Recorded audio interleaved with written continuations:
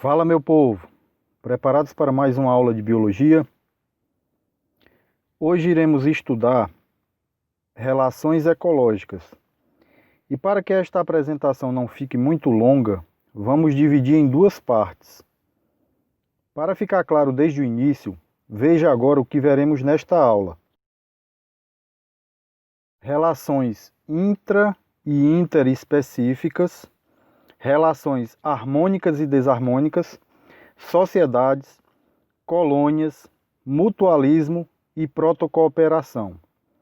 Em cada tópico iremos abordar definições, características e exemplos. Mas antes de começar, e para todo mundo acordar, eu tenho uma pergunta para você. Veja essa cena.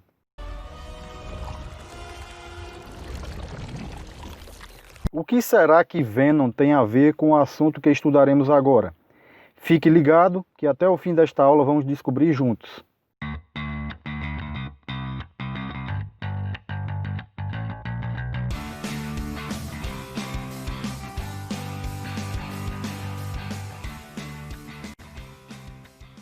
Vamos começar com a definição de relação intraespecífica. Como o próprio nome diz, e nós já vimos em aulas anteriores, intra significa dentro e específica está relacionado à espécie. Portanto, numa relação intraespecífica, seres se relacionam dentro da mesma espécie. No exemplo da imagem, vocês veem um grupo de pinguins, obviamente todos da mesma espécie. Já na relação interespecífica, acontece o inverso. Os seres se relacionam com outros de espécies diferentes, já que a palavra inter se refere àquilo que, entre aspas, que é de fora. No exemplo que eu peguei para vocês, vemos um peixe palhaço cercado de anêmonas. Vamos entender agora as relações harmônicas. A harmonia está relacionada à paz, à ausência de conflito.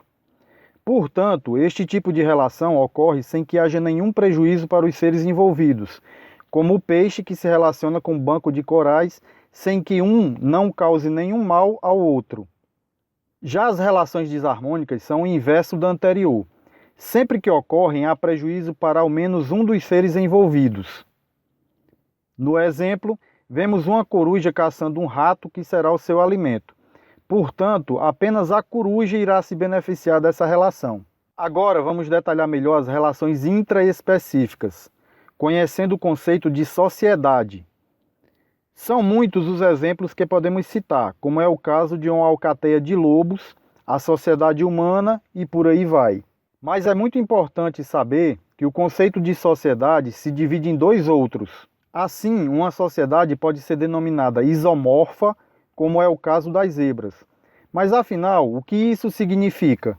Vamos analisar a palavra isomorfa, que é original de duas outras. Iso significa igual e morfa significa forma, de modo que isomorfa significa forma igual ou semelhante.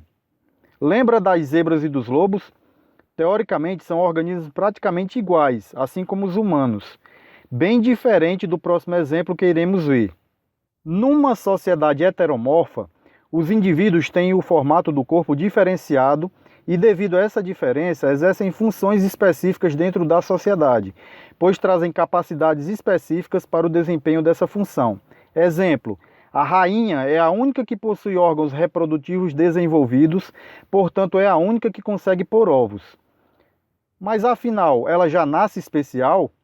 A resposta é não.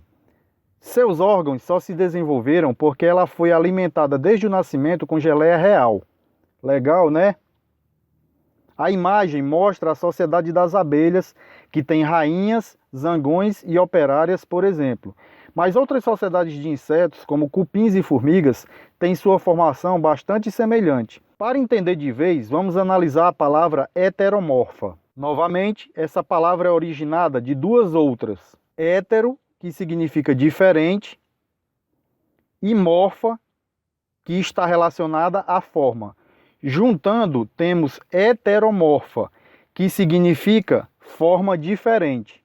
Outro tipo de relação intraespecífica muito cobrado no Enem são as colônias, como as que podemos encontrar no banco de corais vistos na imagem. Mais uma vez, vamos utilizar os termos que detalhamos anteriormente. A colônia pode ser denominada isomorfa quando os seres que fazem parte dela têm o formato do corpo semelhante, como é o caso deste grupo de corais. Note que temos vários indivíduos neste grupo, e não apenas um, como pode parecer. Outro detalhe importante: embora muita gente pense e assemelhe corais a plantas, lembre-se sempre que corais são animais. O exemplo de colônia heteromorfa que lhes trago é o da caravela.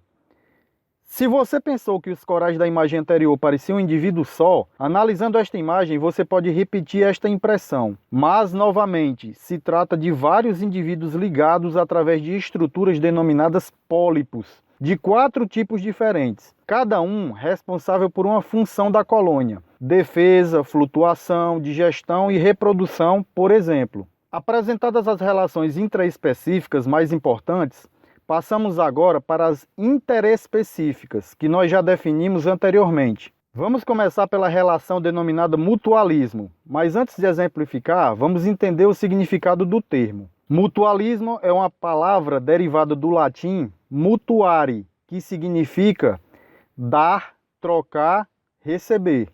Outro detalhe importante é que muitos autores consideram 2 tipos de mutualismo: o obrigatório e o opcional ou facultativo. O chamado obrigatório também pode ser conhecido como simbiose mutualística. Então, para ficar bem claro e evitar qualquer tipo de confusão, vamos novamente analisar a palavra e as origens para que você memorize e não tenha que decorar. A palavra simbiose vem do grego sim, que significa união, e bios, que significa vida. Assim temos simbiose. É aí que o Venom, que vimos lá no início, entra nessa história.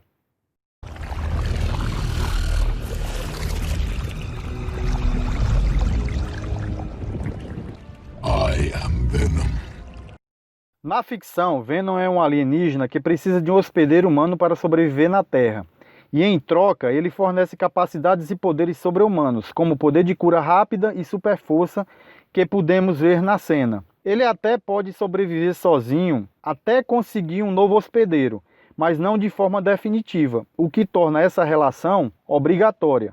Voltando à realidade, os exemplos que temos na natureza são bem mais simples, como é o caso das micorrizas que vocês podem ver na imagem. Micorrizas são associações entre bactérias e raízes de plantas, onde há uma troca de benefícios. A planta fornece o excesso de glicose produzido através da fotossíntese, enquanto as bactérias formam colônias nas raízes e possibilitam às plantas a obtenção de nitrogênio no solo pobre deste componente, garantindo assim seu crescimento, desenvolvimento e sobrevivência. Essa relação se torna obrigatória porque sem ela as plantas não conseguiriam sobreviver nesse ambiente, cujo solo é pobre em nitrogênio e é essencial para o desenvolvimento das plantas. Quando o mutualismo é opcional, ele também pode ser denominado protocooperação, como é o caso do exemplo que vou detalhar em seguida. Observe a imagem. Mais parece um alienígena quando esses 2 seres estão juntos, mas para facilitar a compreensão, vamos separá-los. Na imagem anterior, vimos um paguro, que é este tipo de caranguejo, muito encontrado carregando uma concha nas costas que não era sua, associado a anêmonas, que é um outro animal.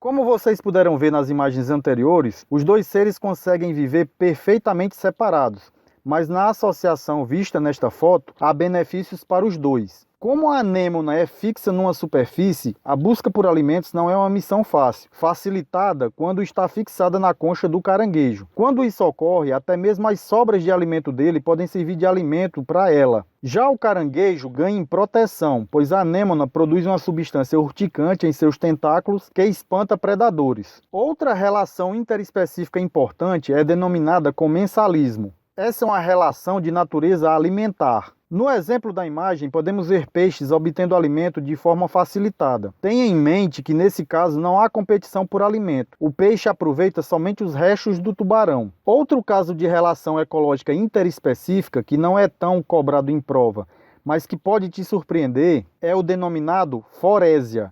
E como você vai sair daqui preparado, vamos falar um pouco sobre ele. Se ligue na imagem. Aqui vemos novamente um tubarão, mas agora com um peixe grudado no seu dorso. Esse peixe é a rêmora E como a imagem deixa claro, para onde o tubarão vai, ele também vai. Quando um ser é transportado por outro, esta relação é denominada forésia. Vejamos um outro exemplo que vocês já devem ter visto no cinema.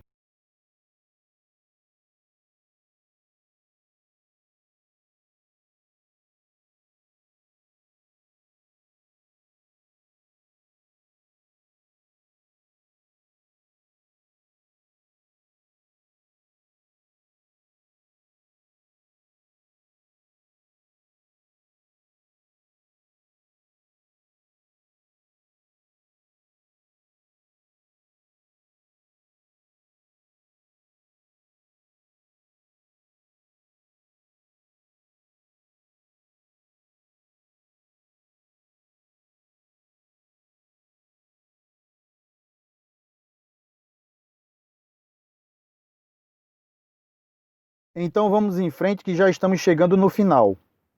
Ficou claro? Inquilinismo é como é denominado uma relação de moradia. Se ligue na palavra. Inquilino é aquela pessoa que aluga uma casa. Nesta imagem nós vemos um pepino do mar. Aqui nós temos um peixe palito, que vocês podem perceber que é uma presa fácil para predadores. Para se proteger, adivinha onde o peixe palito mora? Acertou quem disse, dentro do pepino do mar. Mas aí alguém pode pensar, como assim? Em que parte do pepino do mar? Se você prestar bastante atenção na foto, vai perceber que o peixe saiu até sujinho. Então é isso mesmo. Ele mora no sistema digestório do pepino do mar. E como última relação da aula de hoje, nós temos o epifitismo, que se trata de uma relação de suporte. Muito cuidado para não confundir com a relação anterior de inquilinismo. Na imagem, nós vemos uma bromélia, tipo de planta frequentemente envolvida nessa relação, fixada no caule de uma árvore de porte muito maior. Aqui a intenção não é buscar moradia e nem proteção. Na verdade, se trata de utilizar o caule da árvore como base de fixação para obtenção de luz solar, por exemplo. Lembre-se que plantas precisam do sol para fazer a fotossíntese. Mais uma coisa para não confundir. A bromélia não retira nenhuma substância, como seiva, da planta maior, ou causa doença à planta suporte. Lembre-se que nesta aula estudamos apenas relações harmônicas, nas quais não há prejuízo para nenhum dos seres envolvidos, embora nem todos ganhem nas relações que apresentamos. Bom, pessoal, dentro do roteiro que planejamos no início, aqui encerramos as relações harmônicas. Voltaremos na próxima aula com as relações desarmônicas. Por agora, você já tem o suficiente para mandar bem numa prova desse conteúdo. Assim, espero que vocês tenham gostado, que o conhecimento de vocês agora seja maior do que quando chegaram e desejo uma boa semana, bons estudos e até a próxima.